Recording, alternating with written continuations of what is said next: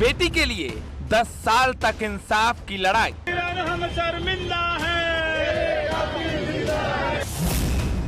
हत्याकांड पर दंग रह गई थी निचली अदालतें।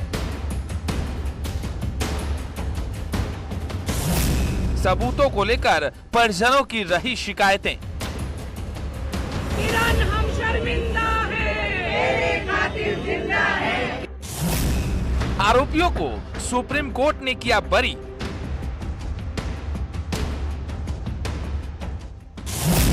इंसाफ की उम्मीदें रह गई धरी की धरी।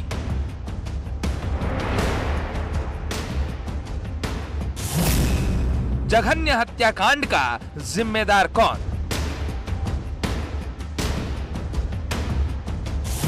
आखिर किरण नेगी को किसने मारा? नो वन किल्ड किरण। किरण हम शर्मिंदा हैं, तेरे खातिर जिंदा हैं। 9 फरवरी 2012 की वो मनहूस शाम थी जिस दिन उत्तराखंड की बेटी किरण नेगी रोजाना की तरह अपना काम खत्म करके घर की तरफ लौट रही थी। चूंकि परिवार दिल्ली में रहता था और बेटी किरण नेगी गुरुग्राम में नौकरी करती थी। किरण के भी कुछ सपने थे, वो टीचर बनना चाहती थी, माँ बाप के सपनों को पूरा करना चाहती थी, लेकिन हैवानों ने उसके सपनों को कुचल दिया। इंसाफ की लड़ाई के लिए परिवार ने कोई कोर कसर नहीं छोड़ी। कोर्ट की दहलीज पर तारीख दर तारीख इंसाफ की लड़ाई लड़ी। लोअर और हाई कोर्ट से दरिंदों को फांसी की सजा भी हुई, लेकिन सुप्रीम कोर्ट से आए फैसले ने मां बाप के इंसाफ की आस को धुंधला कर दिया। लेकिन देश प्रदेश से मिल रहे समर्थन से एक बात तो तय है कि अभी इंसाफ की किरण जिंदा है। इस मामले पर बातचीत के लिए हमारे साथ इस वक्त स्टूडियो में खुद किरण के माता पिता मौजूद हैं। हमारे साथ इस वक्त स्टूडियो में है कुंवर सिंह नेगी जो कि किरण के पिता हैं और महेश्वरी नेगी जो कि किरण की माता हैं। स्वागत है आप दोनों का न्यूज़ 18 पर। जिस तरह का जघन्य अपराध किरण के साथ हुआ उसके बाद आप लोगों की पहचान, आपका नाम, आपका चेहरा, हम लोगों ने आपसे पेशकश की थी कि हम उसको नहीं दिखाना चाहते, लेकिन आप लोगों ने कहा कि नहीं, हम अपनी पहचान और नाम के साथ ही सामने आना चाहते हैं। सबसे पहले हम जानना चाहेंगे कि आपने इसको क्यों चुना? देखिए, आज हमारी बेटी को सुप्रीम कोर्ट से न्याय नहीं मिला तो हम अपनी बेटी के लिए अपना नाम क्यों छुपाएं? जब तक हमारी बेटी को इंसाफ नहीं मिलेगा, हमें इंसाफ नहीं मिलेगा या उसके दरिंदों को फांसी नहीं मिलेगी, तब तक हम अपना नाम क्यों छुपाएं? हमें अपना नाम हर जगह में, अपना नाम, अपना चेहरा दिखाने में कोई एतराज़ नहीं है, क्योंकि हमें इंसाफ चाहिए, हमें जनता का भी सपोर्ट चाहिए, वकीलों का भी सपोर्ट चाहिए, मीडिया का भी सपोर्ट चाहिए और हमारी बेटी को न्याय मिलना चाहिए। और जो माननीय जज साहब ने अपना निर्णय सुना है उसमें जो है उनका जो है निर्णय जो बहुत गलत है और जहाँ पे उन्होंने न्याय करना था वहाँ पे उन्होंने अन्याय किया। कुंवर सिंह जी, 10 साल से ज्यादा का वक्त बीत गया उस हादसे को और एक लंबी कोर्ट की लड़ाई आपने लड़ी है। 7 साल से ज्यादा आपने बताया कि सुप्रीम कोर्ट में इस मामले को चलते हुए हो गया है। लोअर कोर्ट ने आरोपियों को फांसी की सजा दी, हाई कोर्ट ने मामले को फांसी की सजा दी, लेकिन सुप्रीम कोर्ट ने तीनों को बरी कर दिया है। लेकिन वो कहते हैं कि कोर्ट के फैसले का सभी लोग सम्मान करते हैं, उसको मानते हैं, लेकिन आप लोगों ने एक आंदोलन छेड़ा। अब ये आंदोलन कहां तक जाएगा और अब ये इंसाफ की आस आपसे किस आप अब किससे लगाते हैं? ये आंदोलन इस टाइम जज साहब ने प्रकट किया है कि मुलजिमों को बरी कर दिया और बोला कि आप आंदोलन करो और सुप्रीम कोर्ट का घेरावा करो, क्योंकि किरण को उन्होंने न्याय नहीं दिलाया, उसको जो है कि अन्याय किया उसके साथ में। किरण नेगी को बिल्कुल उन्होंने इंसाफ देने की जगह उन्होंने बिल्कुल वो कर दिया है कि हमें बेइंसाफ कर दिया है। मुलजिमों को सपोर्ट क्यों किया उन्होंने, जबकि 2 अदालतें उनको फांसी का ऑर्डर हो चुका है और इस मैटर में जो है 10 साल बीत गए हमें धक्के खाते हुए। ये हमारी आत्मा जानती है या जिस पे बीतती है वो जानता है। बिल्कुल ठीक बात आपने कही। लेकिन जज साहब का जो घर वालों निर्णय पर, था, माता पिता पर क्या बीतती है। 10 साल तक एक लंबी लड़ाई और अपनी बेटी का चेहरा, खास तौर पर वो चेहरा जब आंखें बंद होंगी। और आपने खुद बताया कि कैसे हत्या के 3 से 4 दिन बाद उसकी डेड बॉडी जो थी वो घर पहुंची थी। हर पल उस वाक़े को, उस चेहरे को याद करते रहना बिल्कुल आसान नहीं। महेश्वरी नेगी हैं जो कि किरण की माता जी हैं, हमारे साथ स्टूडियो में हैं। महेश्वरी जी, ये 10 साल की लड़ाई कितना तकलीफ दे आप लोगों के लिए रही है, और क्या किरण का ख्याल अब भी आपके जहन में आता है? उसकी बातें, उसका एक एम्बिशन था, वो टीचर बनना चाहती थी, वो गुड़गांव में नौकरी करती थी।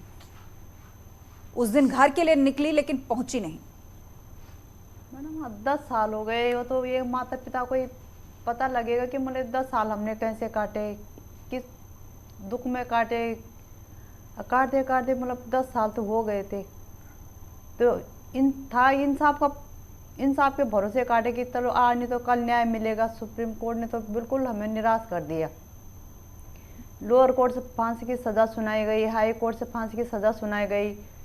जब सुप्रीम कोर्ट ने इतना बड़ा झटका दे दिया तो हमारे आज लोग भी आपके घर आते होंगे महेश्वरी जी, वो पूछते होंगे, वो किरण का नाम बार बार लेते होंगे, तो जवाब देना कितना मुश्किल हो जाता है और ये बताना कितना मुश्किल हो जाता है लोगों को कि 10 साल बीत गए और अब भी कोई नतीजा नहीं निकला है। उसमें हमें अपने आप पे शर्म नहीं आती है, अपने जज साहब पे शर्म आती है कि हमारे जज साहब ने सोचा कि शायद किरण नेगी कोई थी नहीं, न उसके माँ बाप कोई थे, इसीलिए हम अपना चेहरा दिखाना चाहते हैं कि असली में किरण नेगी थी, उसके मम्मी पापा भी थे। तो अच्छी से हमारी शक्ल देख लो कि कैसे मम्मी पापा हैं हम, कि जो आपने हमें मतलब इंसाफ नहीं दिलाया तो हमारे यहाँ ये बद्दुआ कहाँ जाएगी। तो अब मतलब लोग पूछते हैं तो बार बार पूछने में, वही बात कुड़ेदने में अब शर्म भी आती है। वो क्या बोले, जज साहब ने तो इतना बड़ा फैसला सुना दिया कि इसमें तो सारा हिंदुस्तान दंग रह गया। तो जगह जगह लोग धरना प्रदर्शन कर रहे।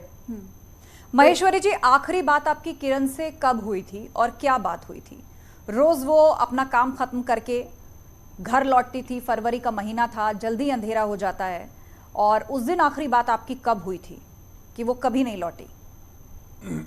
मैम सुबह 7 बजे जाते जाते बस हाय बाय हुआ, वही बस। उसके बाद आज तक बात ही नहीं हो पाई। तो इंसाफ मिल जाता तो मैं सब चीज़ भूल भी जाती, पर अब और भी आग ताज़ा हो गई है।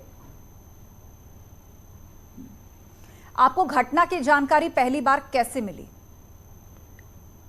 उसके सहेली के पापा आए थे हमारे घर पे, कोई भाई साहब, उन्होंने बोला उसको किडनैप करके गाड़ी में उठा के ले गए। 9 बजे मिली थी मुझे जानकारी।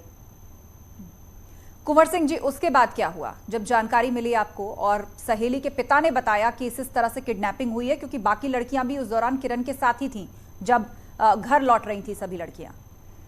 उसके बाद जो है था माहौल हमारे कॉलोनी का जो है, जैसे जैसे लोगों को पता लगा अफरा तफरी हो गई है।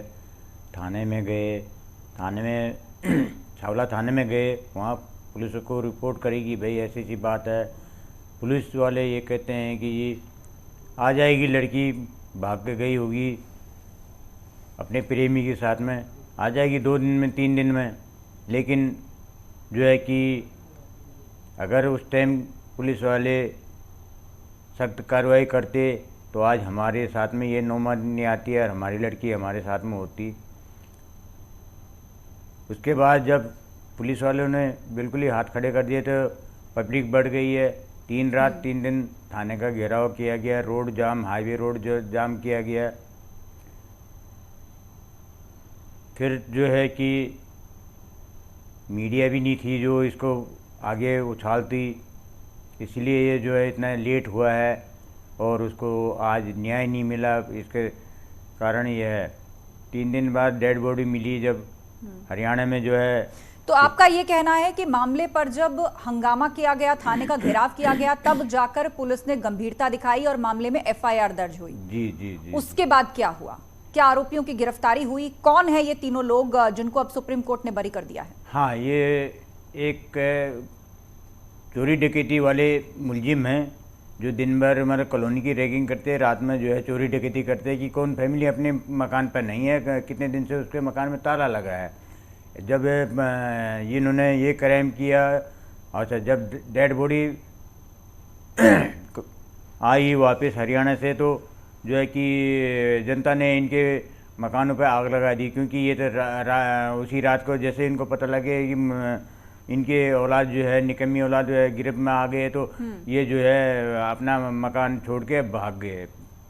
फिर पुलिस जनता ने आग लगा दी, तो वहाँ जो है कि काफ़ी चोरी का सामान इनका पास मिला है, न जाने कितना सामान मिला है, लेकिन बिल्कुल। तो आपका ये कहना है कि ये जो तीनों आरोपी हैं, ये पहले से चोरी, लूट और डकैती, इस तरह की आपराधिक प्रवृत्ति इनकी रही है, और उन्होंने ही किरण के साथ ये जघन्य अपराध भी किया है, जिसके लिए लोअर कोर्ट ने इनको फांसी की सजा दी, हाई कोर्ट ने भी फांसी की सजा दी, और सुप्रीम कोर्ट ने तो अब इनको बरी कर दिया। आपको क्या लगता है, क्या कुछ सबूतों की अनदेखी हुई है, या सबूत ढंग से पेश ही नहीं किए गए हैं? क्योंकि कोर्ट भी सबूत और गवाहों के आधार पर अपना फैसला देती है। मुझे तो ये लगता है कि मतलब जज साहब ने मेरी गरीबी पे जो है मुझे जो है न्याय नहीं दिया, मेरी बेटी को न्याय नहीं दिया, जबकि सुप्रीम कोर्ट में हेयरिंग में मैं जज को ये कह रहा हूँ कि मतलब मैं कुछ बोलना चाहता हूँ, तो जज ने अपने कुर्सी में बैठ के हाथ से सिग्नल कर रहा है कि आप नहीं बोलो, आप बैठ जाओ।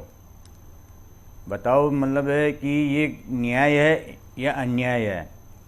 उसके बाद 7 नवंबर को ये डिसीजन देते हैं कि मतलब हमने मुलजिमों को बरी कर दिया है, हिंदुस्तान आज़ाद है, और मुलजिमों को कह दिया कि तुम क्राइम करो और क्रिमिनल बनो, यहाँ कोई फांसी नहीं होगी मुलजिमों को आगे।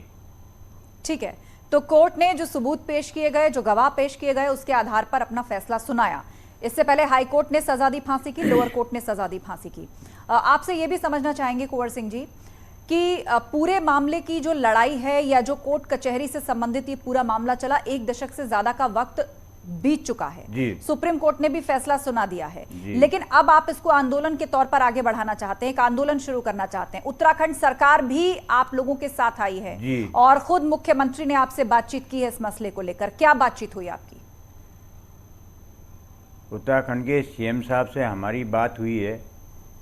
उन्होंने बोला है कि हम आपके साथ में हैं, पूरा उत्तराखंड या पूरा देश आपके साथ में है, और हम इन दरिंदों को फांसी पे लटकवाएंगे, और पूरी जनता आपको सपोर्ट करेगी, और मैं दिल्ली में आके आपको स्वयं मिलूँगा, और आप चिंता मत करो, इनको फांसी दिलाएंगे।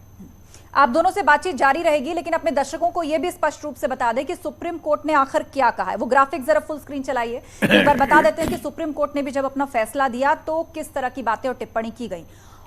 सुप्रीम कोर्ट ने कहा कि आरोपियों के खिलाफ कोई स्पष्ट सबूत नहीं मिला है, दोष साबित करने के लिए पक्के सबूतों का अभाव दिख रहा है, शक के आधार पर दंडित करने की इजाजत नहीं दी जा सकती, 10 प्रमुख गवाहों से जिरह नहीं की गई, एकत्र नमूनों से छेड़छाड़ की आशंका भी सुप्रीम कोर्ट ने जताई है, आरोप संदेह से परे हैं, साबित नहीं होता, मुकदमे के दौरान कई खामियां भी दिखी हैं, आरोपियों के खिलाफ स्पष्ट सबूत नहीं मिला है, यह कहते हुए सुप्रीम कोर्ट ने अपना फैसला सुनाया है। और बातचीत के लिए हमारे साथ किरण के माता पिता दोनों जुड़े हुए हैं। कुंवर सिंह जी, सुप्रीम कोर्ट ने साफ कहा है कि जो सबूत और जो जांच रिपोर्ट उसके सामने पेश की गई है उससे छेड़छाड़ की आशंका लगती है, वो पक्के सबूत नहीं है, और 10 गवाहों से तो जिरह ही नहीं की गई है, तो केस कमजोर है।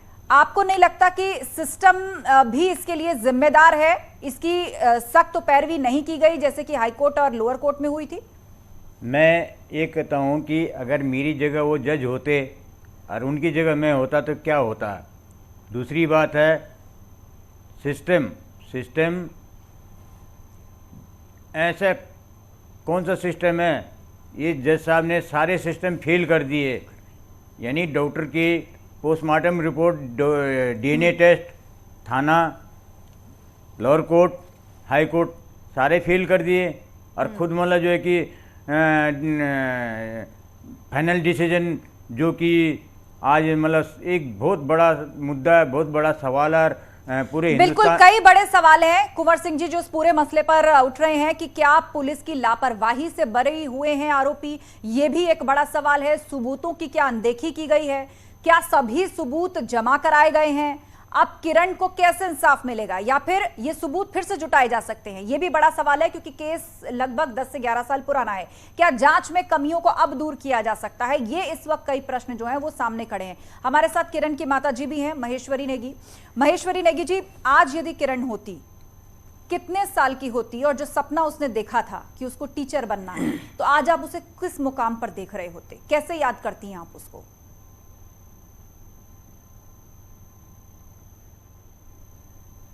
अब वो बात तो वहीं खत्म हो गई थी, पर जो सपने थे वो धरे के धरे रह गए। वो सपने जो दिल में थे, आंखों में थे, वो दिखाए तो जाएंगे नहीं। पर यही सोचते अगर होती तो क्या पता हम आज यहाँ पर नहीं होते, कहीं और होते।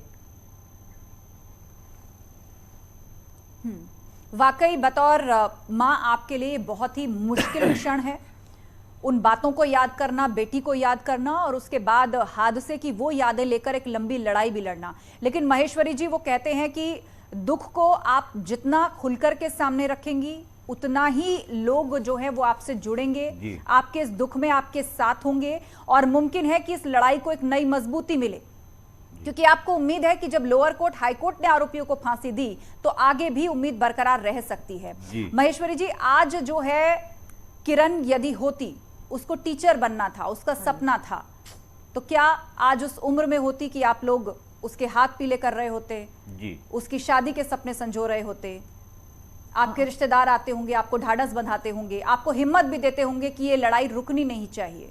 कैसे आप मजबूती से इतने लंबे वक्त तक लड़ाई लड़ते रहे? बस यही उसी के सहारे पर थे कि चलो मेरे बेटे को इंसाफ मिल जाएगा, तो मतलब थोड़ा दुख भूल जाते। आज उसके उम्र के बच्चे हैं तो उनकी शादी हो गई, बच्चे हो गए, कोई जॉब कर रहे हैं, मतलब दोनों चीज़ साथ साथ कर रहे हैं। तो हम भी यही सोचते हैं कि क्या मेरी लड़की भी होती तो क्या जॉब भी करती तो मतलब बाल बच्चे भी हो जाते, शादी हो जाती। तो हर माँ बाप के सपने धरे के धरे नहीं रहे, हमारे तो मतलब धरे के धरे रह गए, पर हर माँ बाप के सपने यही होते हैं कि उसकी औलाद ऐसी होती ऐसी होती। तो इसीलिए अब अभी भी मतलब सारा तो है कि चलो इंसाफ मिलेगा पूरी। अब हमें तो इंसाफ मिले ना मिले, पर आगे जो हमारा हिंदुस्तान है, हमारे हिंदुस्तान की बेटियां हैं, उनके लिए भी लड़ाई लड़नी जरूरी है, क्योंकि मेरी बेटी तो वापस नहीं आएगी। पर आगे ऐसे क्राइम होते रहेंगे, ऐसे छूटते रहेंगे मुजरिम, तो ये भी तो इंसाफ नहीं है ना जी। तो आप एक बड़ा और मजबूत उदाहरण भी समाज के सामने रखना चाहते हैं। जैसे निर्भया के माता पिता ने एक लंबी लड़ाई लड़ी और उसके बाद आरोपियों को फांसी की सजा हुई, आप भी चाहती हैं कि केस अपने अंजाम तक पहुंचे और एक और सख्त सजा का उदाहरण समाज में जाए। महेश्वरी जी, आपके पास किरण को लेकर किस तरह की यादें हैं? कुछ अच्छी बातें, कुछ ऐसे पल जो आप बताना चाहेंगी? बतौर स्टूडेंट वो कैसी थी, किस तरह की बातें या सपने वो आपसे बांटा करती थी? वो सब चीज़, अब जैसे बड़ी बेटी तो बेटा होता है, बेटी वो सहेली की तरह हो जाती है, मतलब दोस्ती की तरह बात करते हैं बड़े बच्चे के साथ। तो हम पहले मतलब गरीब घर से बिलोंग करते हैं, हम लोग मिडिल क्लास के लोग हैं, तो वैसे सपने उसके बहुत बड़े बड़े थे, पर क्या करें। कहती थी मम्मी तो चिंता मत करना, मैं हूँ ना। हमारा छोटा सा घर था, चद्दर के टुकड़े में रहते थे हम, 4 चद्दर थे हमारे सर के ऊपर। कहती मम्मी कोई बात नहीं ना, मैं जब मैं जॉब करूँगी तो मैं घर बनाऊँगी अपना। मतलब उसके तो हर बातें वैसी थी कि क्या बताऊँ, अब बताने में भी अब ये आंसू तो छलक जाते, और चीज़ हम रोक सकते पर आंसू को नहीं रोक सकते। तो उसके यही सपने थे कि मम्मी तू टेंशन क्यों करती है, और हम घर अपने आप बनाऊंगी ना मैं घर, क्या हुआ पापा की तनख्वाह खाने के लिए हो ही जाती है, बाकी देखी जाएगी। मतलब बहुत वो धीरज बनाती थी वो मेरे को। यही लगता आज कि चलो आज मेरी लड़की जिंदा होती तो क्या पता इसकी जगह हम कहीं और बैठे होते, आज यहाँ नहीं बैठे होते। अगर जज साहब फैसला दे दे तो थोड़ा अपने घर में चैन की नींद तो सोते। तो मतलब एक कम उम्र के अंदर भी एक जिम्मेदारी वाला एहसास हमेशा से किरण के अंदर था और वो अपने परिवार की जिम्मेदारी लेना चाहती थी, अपने परिवार को सपोर्ट करना चाहती थी। महेश्वरी जी, जब वो 10-12 मतलब 9-10 में थी तब से ही कहती थी मैंने बड़ी हो गई ना, मैं नौकरी करूंगी या घर बनाऊंगी, पहले नौकरी करूंगी घर बनाऊंगी। घर तो मैडम जैसे तैसे उसने बना लिया, मर के भी उसने घर बना लिया हमारे लिए, पर क्या करें उसकी हमारे सपने पूरे नहीं हो पाए न, तो हम उसको इंसाफ दिला पाए। इसी बात का दुख खाया जाता मुझे रात दिन। कहते हैं कि उत्तराखंड की बेटियां मिसाल बनाती हैं, मिसाल बनती हैं, उनके उदाहरण दिए जाते हैं और किरण तो अपने आप में एक मिसाल बन गई है। क्या पता आगे अब एक मिसाल से कम है, ये जज साहब ने उसका और मिसाल कर दिया कि देखो मैंने गरीब परिवार की बेटी को कितना बड़ा झटका दे दिया मरने के बाद भी। इसमें तो जज साहब की जितनी तारीफ करे उतना ही कम है। ठीक है, बहुत ही कठिन समय आप लोगों के लिए है। लड़ाई लड़ते लड़ते 10 साल, 1 दशक से ज्यादा का वक्त बीत चुका है। बहुत सारे लोग सहयोग के लिए भी आगे आए हैं। कुंवर सिंह जी हमारे साथ हैं, किरण के पिता। कुंवर जी, उत्तराखंड के मुख्यमंत्री पुष्कर सिंह धामी ने आपसे फोन पर बातचीत की। उन्होंने आपको ढाढ़स बंधाया और कहा है कि उत्तराखंड सरकार जो है अब इस केस की मजबूत पैरवी करेगी, इंसाफ मिलेगा किरण को। और किस तरह का सहयोग आप लोगों को मिल रहा है? ये लड़ाई लंबी चलेगी ऐसा लग रहा है। जी, उत्तराखंड सरकार का कहना है कि हम आपके साथ हैं। जब तक न्याय नहीं मिलेगा, ये दरिंदों को फांसी नहीं मिलेगा, पूरा उत्तराखंड आपके साथ में है और पूरा देश आपके साथ में है। और हम जो है कि इन दरिंदों को फांसी दिलाएंगे। और ये न्याय नहीं है, अन्याय है। और जो है कि ऐसे दरिंदों का जो है धरती पर रहना ठीक नहीं है। ये आगे के लिए भी मतलब खतरा हो सकता है। और जो इनकी नकल करेंगे, आगे दरिंदे नए पैदा होंगे, वो हिंदुस्तान के लिए पूरा खतरा है। जिससे कि जिस तरह की जज साहब ने अपना डिसीजन दिया कि इतने बड़े क्रिमिनलों को सुप्रीम कोर्ट में, जिनको नीचे से ऊपर तक फांसी हो चुका ऑर्डर हो चुका है, और उनको बरी कर दिया गया। जी जी। और अंत में कुंवर जी आपसे जानना चाहेंगे, क्योंकि इस वक्त लाखों दर्शक आपको देख रहे हैं, उत्तराखंड से जुड़े लोग आपको देख रहे हैं, आप क्या अपील करना चाहेंगे लोगों से, सरकार से, सिस्टम से? मैं जनता से अपील करना चाहता हूं, और सिस्टम से या लोगों से, जो भी है, आगे बढ़ो, आगे बढ़ो और एक किरण को न्याय दिलाने में सहयोग करो। और मैं ये चाहता हूं कि जिस तरह सुप्रीम कोर्ट के जज साहब ने अपना फैसला सुनाया, उस फैसले पर को देखते हुए आगे देश की कई किरणों के साथ में अन्याय न हो। आप जागो और मतलब एक किरण को न्याय दिलाओ, जिससे कि मतलब जो है कि अपना हिंदुस्तान जो है आज़ाद है, लेकिन आज मैं गुलामी हूं। बेटियों के लिए एक सुरक्षित माहौल बने। और सबसे बड़ी बात यह है कि ऐसे केसेस में मजबूत पैरवी हो, सबूतों के साथ छेड़खानी और गवाहों के साथ जो जितनी जिरह होनी चाहिए, सबको हर जिसे कहते हैं कि बहुत ही गंभीरता से इस केस को जिस तरह इन्वेस्टिगेट करना चाहिए, सबूतों गवाहों को कोर्ट में रखना चाहिए, ऐसी मजबूत पैरवी जो है वो आगे हो। और आप दोनों का शुक्रिया न्यूज़ 18 पर आकर अपनी बात रखने के लिए। और हम आपसे अंत में यही कहना चाहेंगे कि इस लड़ाई को जो आपने शुरू किया है, आप हिम्मत मत हारिए, हिम्मत बनाए रखिए और संवैधानिक दायरे में अपनी लड़ाई को आगे बढ़ाइए। शुक्रिया हमसे बातचीत के लिए। एक ब्रेक का वक्त हो गया है, फौरन लौटेंगे, कहीं मत जाइएगा।